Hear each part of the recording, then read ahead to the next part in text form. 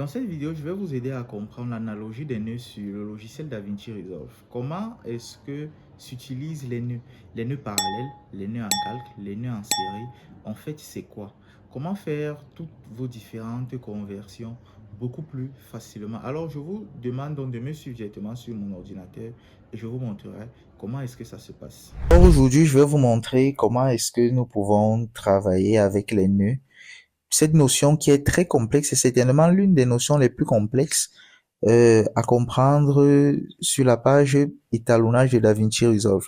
Mais je vous explique ça très clairement. En fait, il y a trois façons d'utiliser les nœuds. Il y a les nœuds en série, les nœuds en parallèle et les nœuds en calque. Nous allons donc commencer par les nœuds en série. Alors, c'est quoi un nœud en série? Quand je viens par exemple ici, je mets ajouter un nœud en série. Alors, c'est très facile à comprendre. Ce qui se passe, c'est quoi?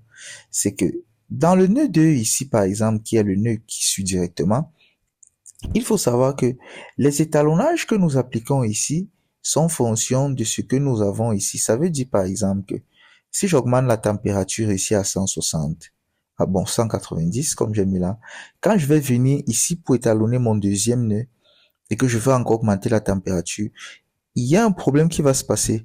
C'est que je vais étalonner en fonction, je vais augmenter la température en fonction d'une température qui est déjà à 190. Ça veut dire que ce qui va se passer ici va impacter directement ce qui va aussi se passer là. Donc, vous voyez que quand j'augmente à ce niveau. Donc, mais par contre, si j'avais plutôt fait, par exemple, je vais revenir ici sur ce nœud, je réinitialise le nœud. Par contre, je suis ici au nœud 2. Qu'est-ce qui se passe ici au nœud 2? Si j'ai déjà mis 1030 ici, par exemple, ce que je vais faire ici n'aura pas d'impact sur ce que je vais faire ici. Ça veut dire que mon étalonnage de mon nœud 1 ne dépendra réellement pas de mon étalonnage du deuxième nœud. En fait, comment comprendre ça? Parce que il y a un problème souvent quand les réalisateurs font des corrections du log en règle 709 souvent, ils ont un gros problème. C'est que quand tu expliques à quelqu'un comment fonctionnent les nœuds en série, il ne comprend pas souvent pourquoi quand vous voulez appliquer par exemple une conversion, quelle que soit la conversion, quand vous voulez appliquer une lutte, vous appliquez la lutte normalement à la fin. Par exemple, je dis encore ajouter un nœud correcteur en série. Je vais par exemple ajouter une lutte sur mon étalonnage ici. Je viens par exemple, voici la partie des luttes. Il y a plusieurs luttes dont vous aurez accès à ce niveau-ci. Bon, je prends par exemple Arilog. Ok. Je vais appliquer un nœud. Je n'applique pas le nœud à ce niveau-ci et dit que quand je vais appliquer mon nœud ici, ça va avoir l'impact sur le reste des nœuds. Non.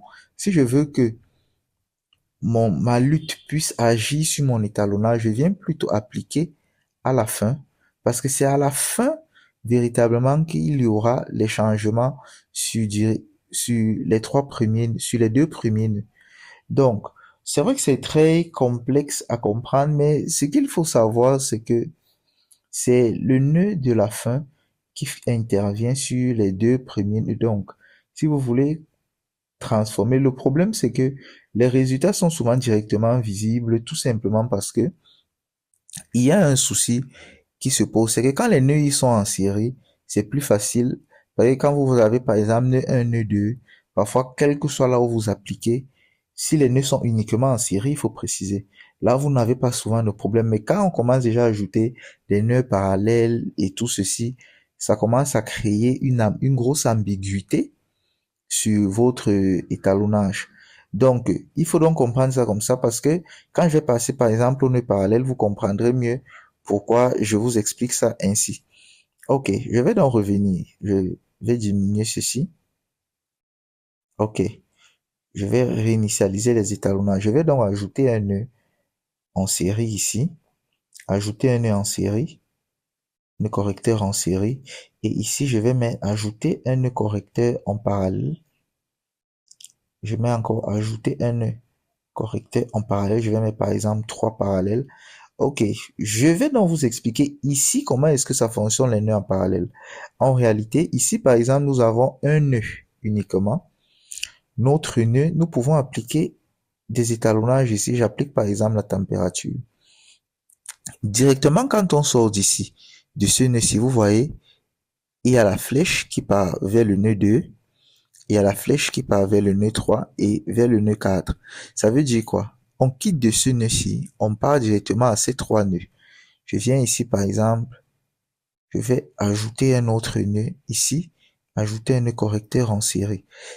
Vous voyez que quand on quitte de ce nœud-ci, on rejoint ceci et on part au nœud 6. Ça veut dire quoi? En réalité, tout ceci constitue un seul nœud. Ça veut dire que ce nœud-ci, il est en série avec ces trois nœuds-ci, qui eux sont en série avec ces trois nœuds-ci. Quand nous voulons utiliser souvent les nœuds en parallèle, par exemple, sur le nœud, imaginons que nous n'avions qu'un seul nœud. Sur le même nœud, nous voulons travailler, par exemple, les rouges. Là, on n'a pas bon. Je vais réinitialiser, par exemple. Ici, par exemple, nous voulons travailler sur la température. Sur ce nœud-ci, nous voulons travailler sur la température. Nous voulons travailler sur la saturation et nous voulons travailler sur le contraste. Alors, au lieu de travailler dessus sur un seul nœud et qui va nous causer certainement de problèmes, il serait mieux, par exemple, de les éclater comme ceci. Là, je viens ici, je travaille sur la température. Là, je travaille sur le contraste. Et là, je travaille sur la saturation. Vous voyez que c'est un peu comme si on a fait directement un 3 en 1. Je ne sais pas si vous comprenez. Là, on a fait directement notre 3 en 1. Et dès qu'on a donc fini ces étalonnages ici, c'est comme si nous avions donc travaillé sur un seul nœud. Et directement, tous ces nœuds-ci convergent vers cette antenne-ci et qui va transmettre donc les informations à celui-ci. Et maintenant, quand on va appliquer les étalonnages ici, comme je vous expliquais pour les nœuds en série, ce sera en fonction de tout ce qui a précédé tout ceci. Bien. Nous allons donc passer à l'explication sur les nœuds en calque. Maintenant, le nœud en calque, comment ça fonctionne? Pour comprendre exactement comment fonctionne le nœud en calque, je vais vous expliquer ça très simplement. Je vais mettre, par exemple, ajouter un nœud correcteur en série. Et je vais mettre ajouter un nœud correcteur en calque. Ça, c'est la partie la plus complexe à comprendre dans les nœuds. C'est là où j'ai souvent un petit souci. Bien. Je vais prendre par exemple ce nœud-ci. Je vais lui appliquer un masque. Ok, je vais ajuster mon masque. Vous voyez un peu, j'ajuste mon masque. Ok, j'ai donc déjà ajusté mon masque là. Bien, pour voir là où mon masque agit, je peux venir, je clique ici. Alors là, comme vous pouvez le voir, c'est la partie ici. Mon masque agit bien. Maintenant, il y a plusieurs manières d'afficher. Moi, j'ai choisi par exemple couleur et gris. D'autres préfèrent afficher noir. Noir et blanc. Ça veut dire que la partie blanche, c'est la partie où s'applique mon étalonnage et la partie blanche, pardon, c'est la partie où s'applique mon étalonnage et tout le reste, c'est là où ça ne s'applique pas. Donc, mais moi, la plupart du temps, j'aime souvent utiliser ceci comme ça. Donc, maintenant, dès que j'ai déjà appliqué ici, bien, je ne veux pas voir mon masque. OK. Dès que j'ai donc fait ceci, regardez comment donc fonctionne le nœud en calque. Il faut savoir donc que le nœud en calque, ça veut dire que c'est le nœud qui est en bas, c'est ça qui a la priorité. En fait, comment savoir que c'est ce qui est en bas? Voici, quand on quitte d'ici, on arrive là sur nos deux nœuds en calque. Il faut savoir que le nœud, si c'est en bas parce que vous voyez ça s'affiche ici en bas et voici le nœud qui est en haut. Ça veut dire quand je vais venir par exemple ici, je vais appliquer mon étalonnage. Je vais appliquer la température par exemple. Vous voyez que ça ne s'affiche que sur la partie où il y a mon masque. Vous voyez quand je déplace le masque, vous voyez comment ça fait. Exactement. Donc ça ne s'affiche donc pas à ce niveau-ci sur l'autre partie. Vous voyez un peu. Là, nous pouvons dire que oui, c'est parce qu'il y a le masque.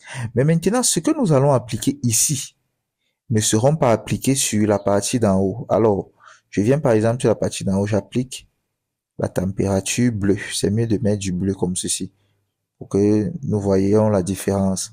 Vous voyez un peu. Ça veut dire que quand nous appliquons notre calque, notre correction ici, et quand nous avons déjà mis le masque, tout ce qui sera appliqué sur le nœud d'en bas ne va pas être appliqué sur le nœud d'en haut. En fait, cette partie de nœud en calque est beaucoup plus utilisée quand il y a souvent ces notions de masque-ci. Quand nous voulons par exemple utiliser le Magic Mask, qui est un peu comme la rotoscopie sur Adobe Premiere Pro, c'est un peu comme ça que nous utilisons. Ça veut dire que nous venons par exemple, nous sélectionnons déjà la personne et nous lui appliquons des trucs, des différents étalonnages ici, sachant que ça ne va pas influer sur tout le reste de notre zone. En fait, voilà comment fonctionne donc le nœud en calque. Je pense qu'après cette leçon-ci, vous avez donc compris exactement comment se manifeste la notion de nœud en calque, la notion de nœud, pardon, sur DaVinci Resolve. Je vous conseille donc de vous abonner et de rester très attentif pour mes prochains tutoriels.